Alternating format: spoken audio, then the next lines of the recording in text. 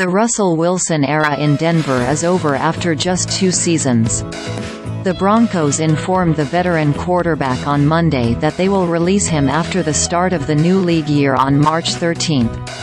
On behalf of the Broncos, we thank Russell for his contributions and dedication to our team and community while wishing him the best as he continues his career, General Manager George Paton and Coach Sean Payton said in a joint statement. As we move forward, we are focused on building the strongest team possible for the 2024 season and beyond. We are excited to improve this offseason and will have the flexibility to get better through the draft and free agency. NFL Network Insider Ian Rapoport first reported the news. Wilson thanked the city of Denver in a lengthy statement, adding he was excited for what's next. Notably, the quarterback did not mention either the Broncos GM or coach.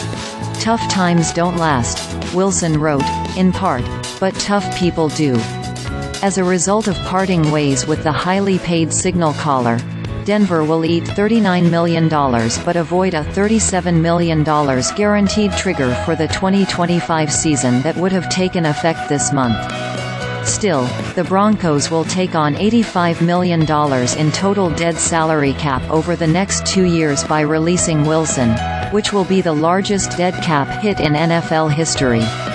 The writing was on the wall for Wilson despite his recent protestations. Just last week, he said on the I Am Athlete podcast that he hoped his future was in Denver. With 2 weeks to go in the 2023 season and the Broncos not yet eliminated from playoff contention, Wilson was benched for Jarrett Stidham. The reasoning at the time was blatantly financial. Sitting Wilson with little to play for ensured that the QB didn't suffer a significant injury and provided Denver financial flexibility to move on from Wilson and avoid paying out the massive $25 guarantee. As recently as last week, Payton was not publicly committed to moving on from Wilson.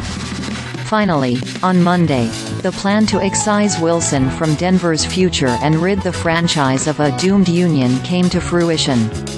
Wilson arrived in Denver via a blockbuster trade from Seattle in the 2022 offseason. The Broncos sent 5 draft picks, including 2 first-rounders, and 3 players to the Seahawks for the Super Bowl champion's services and then inked him to a 5-year, $242.6 million contract, minting him as the face of the franchise under Paton and new head coach Nathaniel Hackett. The results were a disaster. Wilson had his worst season as a pro under Hackett, who was fired after a 4-11 start to his first season in Denver.